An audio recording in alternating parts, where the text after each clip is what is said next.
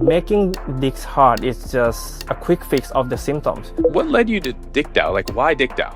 Our vision is super simple. We are trying to help every man reverse their dick age. Dick age will be your erectile dysfunction symptoms, your testosterone and androgen status. So erectile dysfunction is not just a symptom, it is a sign for a lot of underlying diseases. How are things in Asia for like funding research and development? How are they in Thailand and across Asia? All my friends believe that DeSci is not for Web3 people because crypto people love fast narrative, love fast things.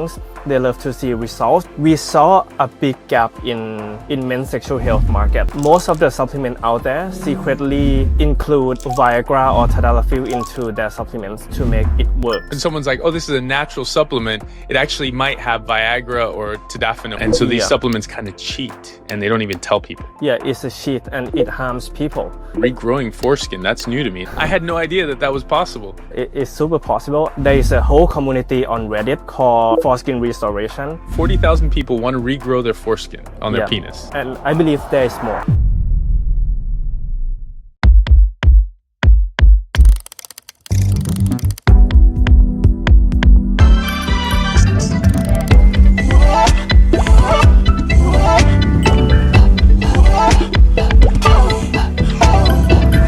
Hi, everyone, and welcome to DeSci Pilled. I'm your host, Ryan Bethencourt, and I'm delighted today to have Sun, the founder of DeCi. So he's going to tell us all about that. Just as a quick reminder, this is never financial nor medical advice, even though we do have a medical doctor here. So Sun's going to tell us a little bit about himself and his background. So as we dive in, some of the most interesting things are the stories of how people found their way to DeSci. I think Sun is a perfect example of someone who is both, right? Is a crypto native, and he himself is a medical doctor based in Thailand. So Sun, could you kind of tell us a little bit about yourself and then your crypto journey as well? Hi everyone, this is Sun here. I'm a medical doctor and I'm a co-founder and Web3 lead of DeCi. Thank you, Ryan and DeSci Pilled for having me here. It's a big honor. You're welcome. You're welcome. And we can't wait to hear your story because I know your story is really interesting, right? So you are a medical doctor, right? Yep. And you practice in Bangkok, right? You're based in the largest hospital in Bangkok. Is that right? Yeah, so I'm a medical doctor. I'm based in Bangkok, Thailand. I'm currently practicing in Chulalongkorn Hospital, which is one of the biggest hospitals in Thailand. And I often refer to myself as a Web3 native doctor, meaning I'm also a doctor, and I think I'm quite Web3 native as well. So I started out as a normal, typical medical doctor from a Thai Chinese family who they pretty encourage their children to become doctor, engineer. So I decided to pursue this path to become a doctor. But I also love investing and trading since I was a student.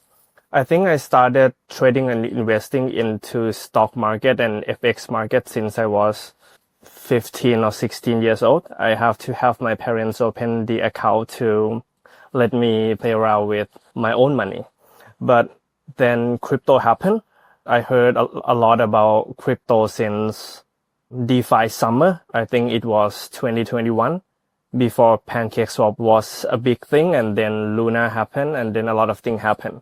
I'm both doctor and also a Web3 native people. So yeah. Yeah. And for those that are listening that maybe are scientists and may not be that familiar, DeFi summer happened on Ethereum. And so that was really when Ethereum really became the hub for decentralized finance. It was an incredible moment, right? Like it was just kind of like, it went from trading meme coins and really just, doing ICOs and buying ETH to actually you can do productive things with yield in decentralized finance, right? And so that kind of blew open the DeFi versus TradFi, traditional finance gate.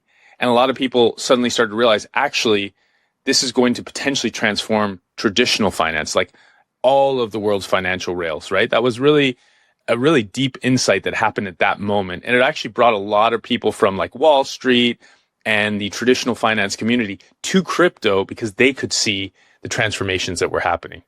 Yes. And also I think back then in DeFi summer, I was truly believed that DeFi is here to change or to create breakthroughs for traditional finance. And I truly believe in the tech, and I think we are seeing similar movement here for DeSci as well.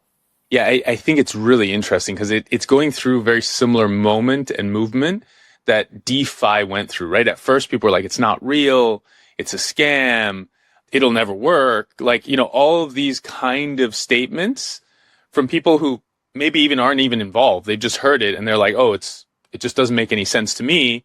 And one thing I've learned is to always be curious. When you see something you don't quite understand, is to be curious and lean into it. So you were kind of a DeFi native, a crypto native, you kind of came up through the stock market investing yourself. You were in parallel becoming a medical doctor, right? And then so what happened? So you're practicing medicine, and then what happened? Didn't you start working as well in the crypto space too? Yeah, so during my 5th year of my medical training, I was really into stock investing before then, and then crypto happened, as I mentioned. And I truly hooked into this DeFi narrative, and I truly believe in the technology and the narrative and the people behind DeFi stuff. I'm quite a bit of a researcher myself, so I love to dive into the things that I'm interested in. So I decided that I want to be super, super deep in DeFi space. So I started apply as just a part-time position as in a crypto company in Thailand. So I apply as a researcher and analyst for Web3 company in Thailand. So during the day, I work as a doctor and I train, I study, I help patients. And during the night, I become a crypto degen, digging deep in DeFi stuff, DeFi projects in CT, basically. Which is incredible, right? I mean, you not only had, at this point, you've had how many years now since you started trading stocks? You've been an investor, you've been a trader, for how many years? Since I was 16, so maybe 4 to 5 years of stock investing. Yep. And then you flipped over into crypto and you spent several more years trading and investing in crypto. And at the same time as, practicing medicine, getting your medical degree. And so this combination, it was kind of almost meant for DeSci, right? I know it didn't exist back then, but you were kind of meant for DeSci. So how did you stumble across the idea of DeSci? How did you come across DeSci? I think one of my eureka moments for DeSci is when last year during DevCon, which was hosted in Bangkok, Thailand also, where I'm based. So a lot of things happened back then in Bangkok, Thailand during DevCon. But the eureka moment is there's a friend of mine who is super close to a lot of VC here in Thailand and super connected in crypto space. He had a chance to be in the room, the magical room that hooked me into DeSci space is the room where there were CZ, also Vitalik, and a lot of DeSci people who were gathered in the room, and they talk about the future of science, which is DeSci. They talk about bioprotocol, they talk about pump science, and they talk about all everything DeSci narrative related. So he told me all about it, and I'm super hooked because as a medical doctor and Web3 people, I think this is the best opportunity to make this happen, to break through, to change science forever. And in particular, there's a song within Hamilton, The Room Where It Happened, right? How important the room where it happened was. So CZ, the founder of Binance, Vitalik, the founder of Ethereum, many other founders of DeSci protocols were all in the same room talking about DeSci. And I know that afterwards, both Vitalik and CZ were very bullish on DeSci. I think CZ in particular was talking about DeSci, how it was the future, how important it was. And so it was one of those moments that I think for a lot of people was like a wake up call. This is actually real, right? I think that was that moment. Yes, for sure. And when I heard about the narrative, as I mentioned, I'm super enthusiastic and I love to deep dive into a lot of things. So I read everything in 1 to 2 nights. I read all the documents about VitaDAO, about bioprotocol, about pump science also. And then I truly see this being a real solution for research and science space at the present, because there are a lot of bottleneck. There are a thing called Valley of Death where a lot of research is happening, but almost none goes to the real patients. So I think DeSci is one of the solutions that can change this, that can fill this Valley of Death. and then bring all the innovations to patients. And Sun, how are you finding, like, how is science in Asia? Because I think many of us view science from a Western lens, right? You know, what's going on in the US, what's going on in Europe. The US, obviously the current administration has cut a lot of funding for science. Europe still has funding for science, but how are things in Asia for like funding research and development? How are they in Thailand and across Asia? I think the scientific funding is pretty similar all around the world. It has to depend a lot on universities and also big pharma, because eventually the one who fund research, big company like pharmaceutical companies. So they are kind of people who direct the direction of research, not from the patients, not from the researchers, but from the one who are going to want to make profit from these researchers. And it's still very broken, right? Because when you look at universities, who is the one making the decisions? Well, it's this group of people who've been making grants often for many decades. You know, they're a bit stale. And then you have these professors who are often tenured, who have been there for forever. And so you're not really allowing the new scientists to test their ideas or get funding for their ideas. And then obviously in big pharma, very similar, right? Big pharma actually does drive a lot of innovation, but the problem is it's a big company. It's like saying, oh, I'm really excited by Google driving innovation or by Pfizer driving innovation or by IBM driving innovation. They're big. And so innovation seems often kind of dies. I mean, my favorite example around innovation in big companies is Xerox PARC. They came up with the mouse, right? And, you know, Steve Jobs went over there. They literally developed the mouse. They didn't commercialize it because it was just stuck there. Or Kodak, you know, the film company, they came up with the digital camera and they did not commercialize it because they were worried that it would cannibalize their film business, you know, the physical film business. You know, so you cannot rely on large companies to disrupt themselves or bring new innovations to market. It happens, but it's relatively rare. Usually these are founder-led companies that actually bring the incredible innovations. Once the founder's gone, I usually lose confidence in most companies. I mean, look at Apple as an example. Tim Cook is a great operator, but honestly, he's not really bringing innovation. Kind of missed AI, missed self-driving cars, you know, missed a lot of things. And so we're kind of stuck in this paradigm. And so DeSci is the solution, I think, for people who have ideas, who want to try something different and want to find a way of funding it, right? And so that you kind of came across it, researched deeply, and then you were like, you know what? I want to start a DAO. Could you tell us that story? We started DeGDAO, but I think one of the main, before I decided to form a team and then started the DAO, I think I find kind of like a missing piece of DeSci space. So I have a lot of friends who are Web3 native, who are crypto degens, who are trading meme daily and chronically online. Every time I talk to them about DeSci, about pump science, about BioDAOs, they always say that DeSci narrative is not a fit for crypto people because crypto people love fast narrative, love fast things. They love to see results. They don't accept failure, but failure is a part of science and result takes time. So all my friends believe that DeSci is not for Web3 people. But I'm super against this statement. I think DeSci is a big part of Web3 culture.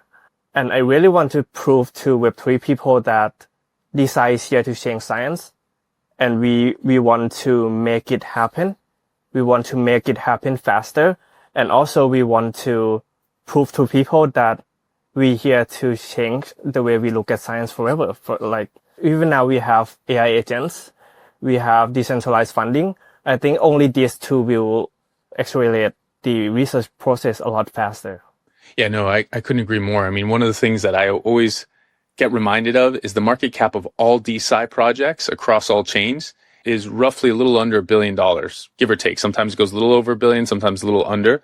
The total market of the top 20 market cap for the top 20 pharma companies, just pharma companies, top 20 is about $1 trillion, right? So that, you know, there is a massive, 1000x just in decentralizing science. And this is just decentralizing medical science. That doesn't include all the other areas of science that you can decentralize, you can make accessible for people. And so, it's going to be really, really interesting to see how these new and emergent areas evolve because they're different. They evolve with communities, they evolve with tokens. The tokens are kind of a financial liquidity layer. Sometimes they're memes, sometimes they're real projects. Like, it's very variant. And so what led you to DickDAO? Like, why DickDAO? So our co-founders, we have 3 co-founders, myself and other 2 doctors who are a urologist, and another one is cardiothoracic surgeon. So we saw a big gap in men's sexual health market. Let's talk about Thailand's landscape first. So every supplement or every medication that is for men's sexual health are only dedicated to quick fix, mostly as just a supplement that only fix the symptom of erectile dysfunction. And most of the supplements out there secretly include Viagra or Tadalafil into their supplements to make it works. Huh. So when someone's like, oh, this is a natural supplement, it actually might have Viagra or Tadalafil, which are 2, basically pharmaceutical drugs. And so these supplements kind of cheat and they don't even tell people. Yeah, it's a cheat and it harms people. There are people who took this supplement and receive a side effect from Viagra and then has to admit it to the hospital because he has underlying heart disease and he didn't know that there is Viagra included in the supplement. Oh, wow. And this is not only happening in Thailand. I think it's happened all around Asia and even all over the world, right? In the US, there are a lot of pills, like gas station pills, horseweed, I believe, and also in Japan as well. If you go to any convenience store in Japan, you can see a lot of pills or medication and has an animal logo into it, horse or rhino or a lion. So all of the men's health supplement out there are only dedicated to make your dick hard, essentially. But making dicks hard is just a quick fix of the symptoms. You are not even trying to find the root cause that cause erectile dysfunction. You are not even exploring mental status. You are not exploring testosterone level. Or maybe there are a lot of causes to erectile dysfunction. And I think no one is talking about the cure. They're only talking about symptomatic treatment, which is not right. No. Yeah. And son, a lot of people don't realize that erectile dysfunction, as you were saying, is a symptom. And so it has often deeper causes, right? Like cardiovascular issues, mental health issues, like all sorts of things that actually maybe you shouldn't go for a quick fix. Maybe you need to work on fixing what's really going wrong in your body, right? Yes. And as Brian Johnson said, there are research published by a Japanese researcher. They measure a thing called nighttime erection. So basically you put a sensor around your penis and then go to sleep, and you do this 3 days a week for twice a month or once a month. And you measure how long your penis erected each night and how long is the duration and how often it erects. And these are super important predictive factor to your aging and to your cardiovascular disease. So basically, we coined a term called, we haven't published an article about this yet, but we coined a term called dick age. So dick age will include your erectile dysfunction symptoms or also your testosterone and androgen status. So if you have a higher dick age, you have a higher chance to have cardiovascular disease, therefore aging faster than normal healthy people. So erectile dysfunction is not just a symptom, it's a predictive factor, it's a sign for a lot of underlying diseases. It's really important. And that's amazing, right? Like a dick age, because then for those listening, our fellow men, we don't talk about health almost at all, right? It's almost taboo. It's like, how are you feeling? Fine, right? What, something happened, and so, a lot of men don't get treated for a lot of diseases that are underlying that could literally save their lives. And so, I think it's a great way to start the conversation. People start snickering, oh, DickDAO, but actually it's a much deeper thing around men's health. And men are notorious for not going to doctors, not dealing with things, even when they feel them, right? And they get symptoms. And we are only talking about erectile dysfunction. There are a lot more problems in a disease group called benign urologic conditions. So there are erectile dysfunction, there are male infertility, there are premature ejaculation, there are low testosterone, there are a lot more. And only erectile dysfunction alone is affecting approximately more than 300 million people around the world. And there is no funding to create new innovations, to research deeply in existing supplements. We are not even trying to create new cures. We are not trying to find innovative treatments. There are no funding to do anything at all. So I think it's time to change this. That's fascinating. It reminds me a lot of what HairDAO is doing, which is, there's very little money going into research on hair regrowth, and it's a real need. Like, there are a lot of mostly men who are looking for solutions, and very little has changed over the last couple of decades. I think, male sexual health also is an area which has had very little change. I mean, yeah, even Viagra was an accidental find, right? It was supposed to be a medicine for the cardiovascular system. It turned out to give, on the wards. I actually worked at one of the clinical development sites where research was done in Viagra. And I remember the doctors telling me, they were just sitting here, healthy, normal volunteers, and all of a sudden they were getting erections and we didn't know what was going on. That's how they started to discover that it even worked. So it wasn't even intentionally trying to figure out how to fix men's sexual health issues. So I think that's a fascinating. So tell us about DickDAO. So you're planning on launching soon. Tell us what the vision is for DickDAO that you and your two other co-founders have. Yeah, our vision is super simple. We are trying to help every man reverse their dick age. So it's super simple, but there's a lot more in dick age, right? There is your erection hardness score, there will be your androgen level, there will be your overall mental health status, and a lot of things. So this is our vision, right? We would love every man to be healthy. We would love everyone to have a good erection, a good cardiovascular health, a good testosterone level, a good sperm count. So in order to achieve this vision, we are trying to create an ecosystem or an infrastructure which is self-sustained, and this flywheel will be able to pay people. This flywheel will be able to incentivize people to have a better men's health. I see. And in terms of is there a vision in terms of providing, products or services through DickDAO? Is that what the vision is? And then having some sort of mechanism for the tokens? Yeah. So the ecosystem that I mentioned, you can think of it as hymns from Hims and Hers. Yeah, which many people who are listening have probably invested in Hims and Hers. It's been a very successful company over the last couple of years. And they do telemedicine for male and female sexual health, and they've kind of expanded outwards from that.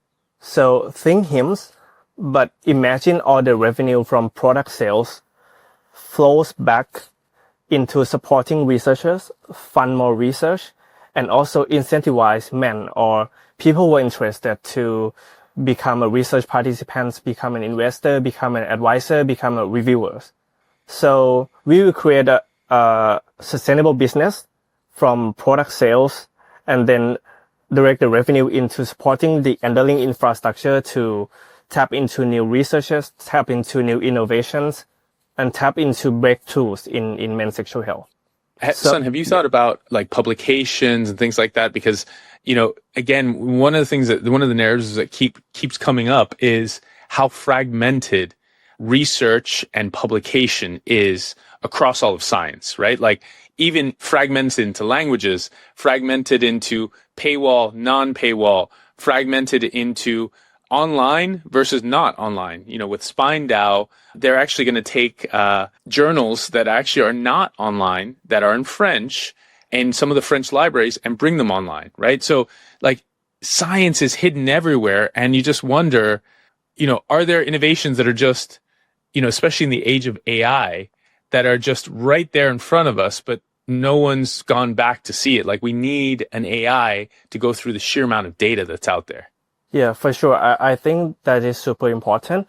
And what we are doing right now is we are focusing on two things. So before I mentioned HIMS, right? HIMS is a personalized telemedicine service. But I think one of the biggest gap in their service is that they are not truly personalized. Because if you go into HIMS and you're trying to get a diagnosis and recommended supplements, you have to go through a series of questionnaires. But if your symptom is not in these choices, so there are 4 choices, I believe. If your symptoms are not in 4 choices, like you have a problem with, maybe let's say you don't like how your penis is looking, you don't like that you are circumcised and you want to grow your foreskin back. I think there's almost no big company or mainstream publication is talking about these topics. But there are a lot of people who are suffering from this and trying to solve this problem. I've never heard of that, by the way. Regrowing foreskin. That's new to me. Is that like a regenerative medicine approach? Yeah, it's super possible. I have talked with my friend who is also in DeGDAO as well. He's been through this journey to grow his foreskin back for 3 to 5 years, and it's now like 80 to 90% back. And not only my friend. There is a whole community on Reddit called Foreskin Restoration. I think now there is 40. Wow, I've never heard of that. That's wild. Okay. Yeah, I think now there is like 40,000 members actively discussing in the Reddit topic. So basically, foreskin restoration. So like 40,000 people want to regrow their foreskin on their penis. And I believe there is more. There's more because this topic is super like discreet and not a lot of people is talking about these topics. No. So why do they want to regrow their foreskin? Like what that I don't quite get. I believe I was also introduced to this topic by my friend from the US because I believe like more than half or a lot of newborn in the US are circumcised at birth to prevent infections and also prevent a lot of things. But when they grow up, a lot of problems arise, such as they have dryness during intercourse, they have less feeling, meaning they got desensitization, and also the loss of autonomy. And also some people just don't like how your penis look without the foreskin. Huh. So it's an aesthetic thing as well for some people. Yes. Yeah. So what the Reddit community is trying to do is that they're trying to figure out a way to grow your foreskin back in the most efficient way possible. Meaning they have a lot of devices to create traction into your foreskin, and then it will grow very, very slowly, but it will slowly grow back to like 80 to 90% of the original foreskin. And now they are trying to experiment this with many types of tools, many types of erectile dysfunction medication as well.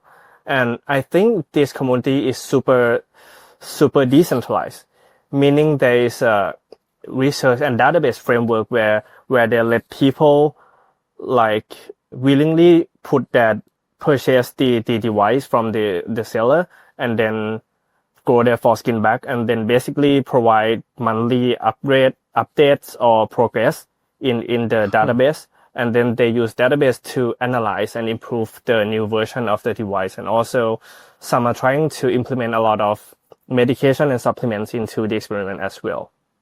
Wow. So they're basically taking potentially drugs and they're using devices to expand out the small amount of foreskin that's left into a larger amounts of foreskin. And that can regrow 80 to 90% of the foreskin from someone that's actually been circumcised. That's wild. I mean, these sub-communities are large. I mean, 40,000 people, it's not small. And like you're saying, there's probably a lot more people that are interested in that. So, if you assume it's the tip of the, pun intended, tip of the iceberg, then there's like 500,000 people, probably 500,000 men that want to regrow their foreskin, something like that globally, which is a lot of people. Yeah. It's great. And I think it's super fitting to men's sexual health, which are a topic that's quite taboo and not a lot of people want to talk about.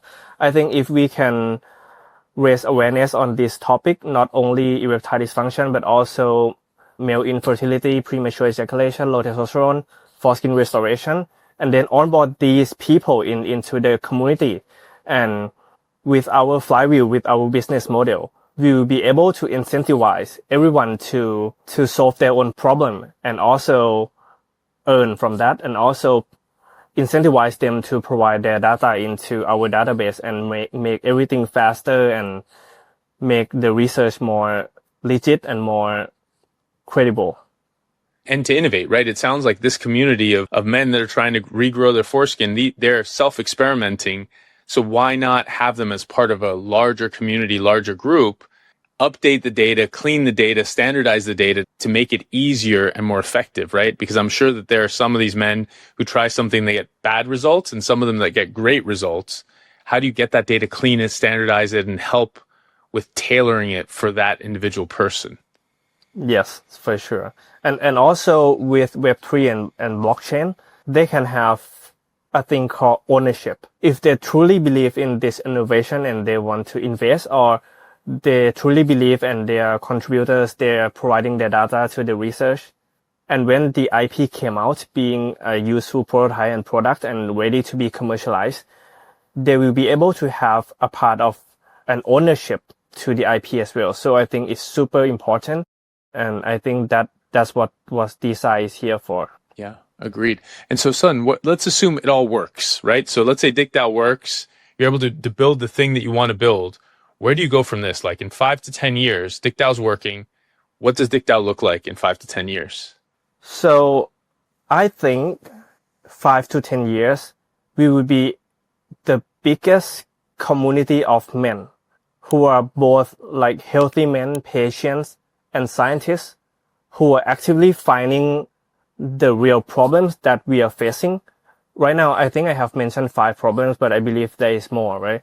There is mental health problem. There is a lot of problems that are tailored to men or who are born with chromosomes too. Because I think there are a lot of people who are born with XY chromosome but not identify as men as well. So men LGBTQ plus community. So we would like to include everyone, and we would love to see everyone trying to work for a real cure.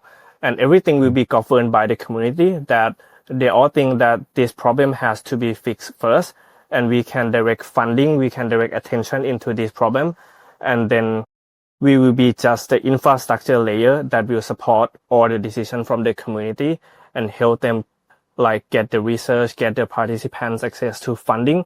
And if it's successful, we will help them with commercialization and bring them on to our flywheel, our personalized telemedicine platform as well.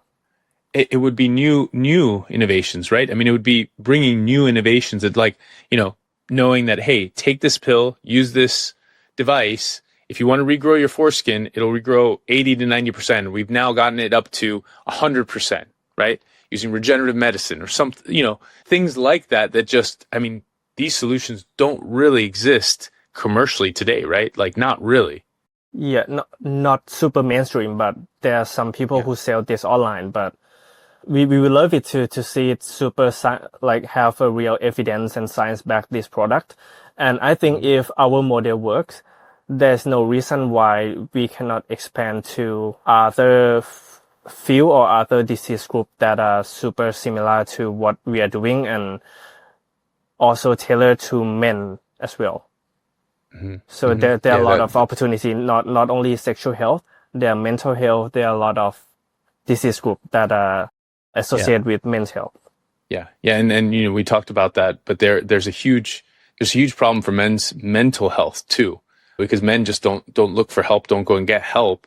And as a result, they struggle the most. There's higher suicidality, I believe, especially for, veterans and men who have had trauma, and they just have no outlets. And so being able to provide community, connection, and help, I think it could be great for multiple taboo subjects. Unfortunately, we as men have many taboo subjects, whether it's sexual health or mental health, lots of taboo subjects. I mean, the amount of stories that I've heard of men who have had serious illnesses and have not told their family, and literally they have weeks to live and they just haven't told them, and they pass, sometimes having told them or just before, or sometimes not even having told them. And so, how do we help those men so that they can live better lives and hopefully prevent some of the issues that lead them there in the first place, right?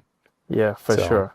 And yeah. and I think one of the incredible things that we can do is that, as I mentioned before, a lot of conditions in men's sexual health can be a predicting factor for a lot of underlying problems. So I think it would be possible that we can find someone with a problem with men's sexual health, but with our platform, we can discover that they have some kind of mental illness underlying everything. So it would be super important if we can successfully early detect these conditions with our platform. Yeah.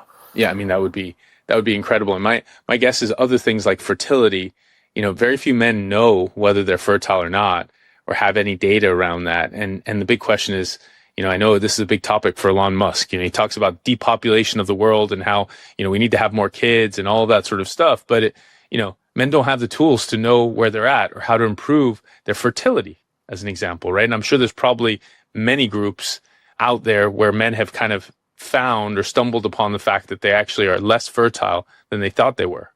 And it sounds like you've had those conversations with some of those men as well. Yeah. So basically, global fertility rate is declining right now. And we believe at DeepDown, we believe that one of the leading cause is men's sexual health. The testosterone level is declining.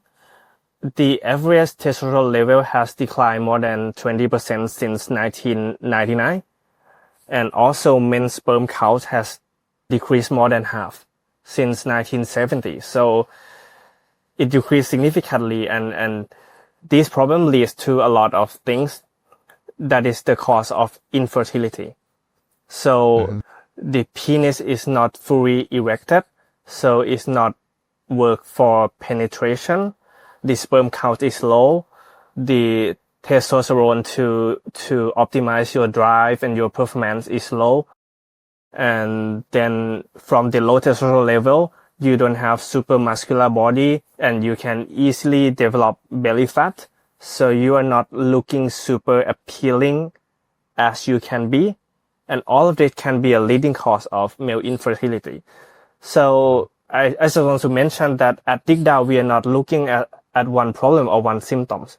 We are trying to optimize men's health as a whole, starting from the one we know and the one we can easily and rapidly tackle and research into, which is ED, low testosterone, premature ejaculation, low sperm count. And then we want to expand into full scale of men's sexual health and then men's health. Yeah, that makes a ton of sense. So, Sun, thank you so much for joining us. And so as we're wrapping up, what should anyone that wants to get involved, what should they do? Where should they follow you? If they want to join the community, buy the token, where should they go? So right now we don't have a token yet because we are an upcoming BioDAO on Bio Launchpad. We are looking to launch soon, so please check us out on Bio Launchpad. And also we are doing a lot of things and a lot of updates on our X and also Discord. Just x.com/DigDAO with the D1CK DAO, DigDAO. Yeah, so instead of an I, it's a one, right? So instead of an I for the dick, it's a one, DigDAO. So, okay, great. Well, Sun, thank you so much. Really looking forward to hearing how things evolve, and honestly, fascinating how it evolved past, I guess, the main things we know about men's health and into these more kind of sub-communities, which are looking for solutions, trying to develop their own, and really you're going to empower them in so many different ways. So thank you, Sun. Thank you for everything that you're doing, and cannot wait for the launch of DigDAO. Thank you. Thank you, Ryan. Thank you, DeSci Pilled. You're very welcome.